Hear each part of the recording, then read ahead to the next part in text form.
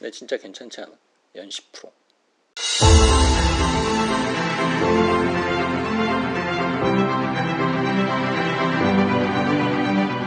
안녕하세요. 백다마TV의 백송호입니다. 연 이자를 무려 10%나 주는 재테크 방법이 있다면 이건 뭐 무조건 해야 되는 거 아닙니까? 근데 세상에 공짜는 없잖아요. 10% 주는 상품은 있을 수는 있지만 어떤 위험이 도사리고 있는지는 예측을 하기가 좀 어렵죠. 하지만 일단 10%라면은 고민을 해볼 만한 그런 수익률인 것 같아요. 왜냐면은 이 이자 10%의 의미가 무엇이냐, 사실 10년 동안 예치를 해두면은 이자로만 원금만큼 만들 수 있다라는 의미입니다. 그러니까 원금이 2배로 이제 불어나는 거죠. 물론 이제 이자 소득세를 감안을 하면은 1,000만 원을 10년 동안 예치해 놨을 때 10년 뒤에 받을 수 있는 총 금액은 1,846만 원, 순수익률은 846만 원이죠. 물론 여기에 더불어서 플러스 알파의 기대 수익률은 있습니다. 왜냐면은 매년 받는 이자를 가지고 또 다른 데다가 재투자를 할 수가 있잖아요. 예금에다가 예치할 수도 있고 뭐 주식을 살 수도 있고, 그럼 거기서 또 플러스 마이너스의 알파 수익이 있으니까 이런 것까지 다 합치면은 실질 수익률은 얘보다도 조금 더 높아질 수가 있습니다. 그러면은 이 10% 이자를 주는 재테크 방법 과연 무엇이냐? 바로 이 브라질 국채에 투자하는 방법이에요. 이 브라질 국채 하면은 재테크에 좀 관심을 갖고 계신 분들 중에 내가 적어도 한 10년 정도는 꾸준하게 재테크 활동을 했다라고 하면은 사실 되게 안 좋은 기억이 있는 투자처입니다. 왜냐면은 예전에 이제 환율이 한번 박살나면서 엄청난 손실을 기록을 할 뻔했거든요. 그래서 일단 현재 브라질 국채 어떤 게 나와 있는지 살펴보면, 만기 투자기간 10년 9개월짜리가 연수익률 10.32% 주고 8년 9개월짜리가 10%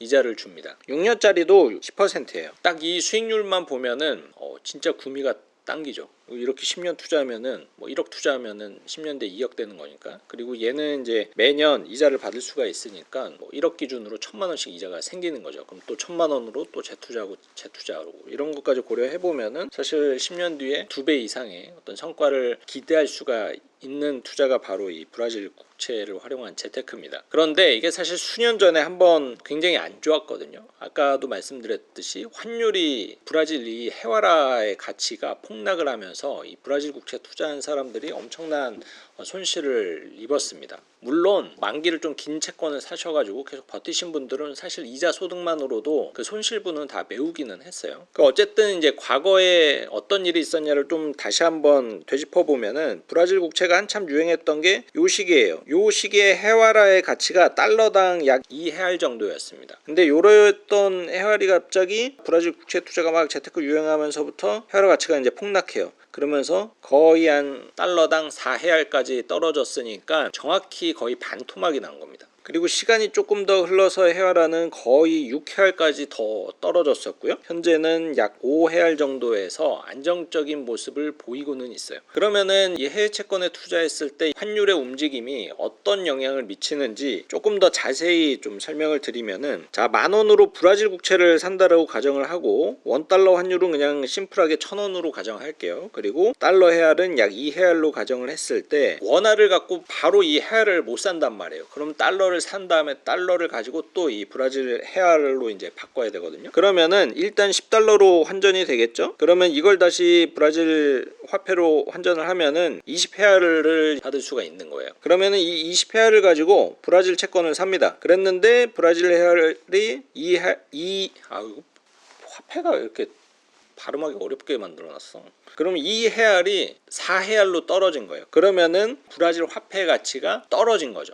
정확히 반토막 났습니다. 그러면은 이 상황에서 채권이 만약에 만기가 됐다라고 가정을 해볼게요. 그러면은 이걸 다시 브라질 헤알을 가지고 다시 달러로 바꾼 다음에 다시 원화로 바꿔야 되잖아요. 그럼 달러로 환전을 했을 때 20헤알로 살 수 있는 달러는 10달러가 아니고 5달러죠. 그러면 5달러를 다시 원화로 환전을 하면은 국내 투자자는 5,000원을 받을 수 있다라는 의미입니다. 그러니까는 원금은 10,000원이었으니까 나중에 돌려받은 돈은 5,000원, 마이너스 50%죠. 그래서 이때 좀 사회적으로도 아주 많지는 않았던 것 같아요. 요즘에 뭐 ELS 사태처럼 많은 투자자들이 이 브라질 국채에 투자를 한 건 아니니까. 근데 어찌됐든 이런 이슈가 있었고, 그래도 이거를 계속 보유했던 분들은 일단 워낙에 매년 주는 이자가 높았기 때문에 10% 이렇게만 받아도 5년만 지나도 원금의 50%를 받는 거잖아요. 그러니까는 그냥 대충 계산했을 때 화폐 가치가 이렇게 반토막이 났어도 5년 뒤에는 어찌됐든 다행스럽게 원금은 지키는 그러한 이제 결과를 얻을 수가 있었고, 조금 더 만기를 긴 걸로 하신 분들은 플러스 알파의 수익도 뭐 보기는 했습니다. 근데 어쨌든 중간에 굉장히 마음고생이 심했던 게 바로 브라질 채권입니다. 요즘에 다시 요 브라질 채권이 조금 이슈가 되고 있거든요. 워낙 일단 이자가 높기 때문에, 그리고 또 해외 가치가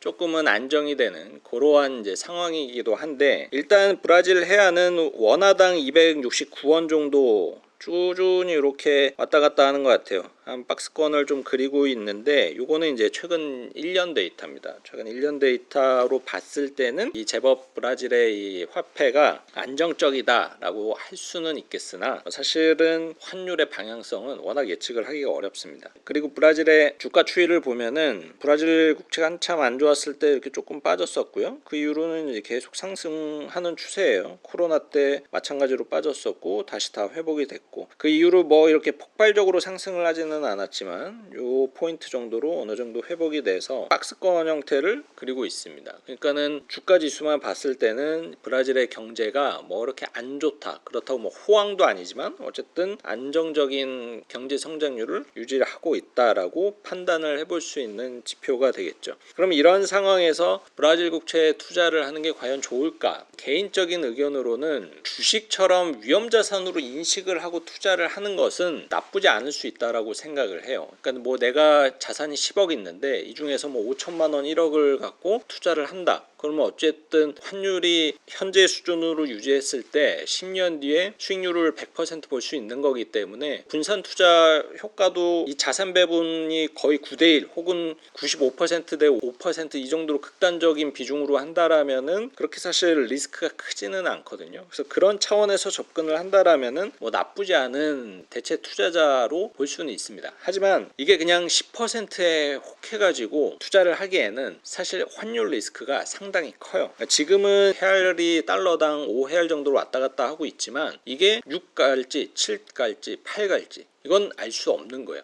물론 반대로 브라질의 경제가 더 좋아져서 혹은 달러 가치가 낮아져서 이 브라질 헤알의 가치가 또 오른다라면은 연 10% 플러스 환 차익까지도 얻을 수 있는 게 이 브라질 국채의 또 다른 투자 포인트죠. 그 대신에 이렇게 보면 뭐 자산 배분을 극단적으로 안전하게 쪼개서 전체로 봤을 때 정말 요만큼만 브라질 국채에 투자를 하면은 리스크가 크지는 않다라고 볼 수 있는데, 이게 그러면 과연 환율에 대한 리스크만 갖고 있을 것이냐. 그런데 또 생각하기에 나름이지만 이 환율의 변동은 손해 구간도 있을 수 있지만 이익분도 있을 수 있으니까 사실 환율은 좀 양면성을 갖고 있는 거죠. 근데 진짜 극단적인 리스크는 제가 봤을 때 뭐냐면은 이게 채권이기 때문에 사실 환율이 막 왔다 갔다 하더라도 이자로만 꼬박꼬박 받아서 원금은 채워져요. 예전에 이제 사례도 그랬지만, 그런데 이게 브라질이라는 국가가 파산 선고를 한다라면 그러면은 원금을 돌려받기가 어려울 수가 있다라는 거죠. 그러면 실제로 그런 일이 있을 수가 있느냐?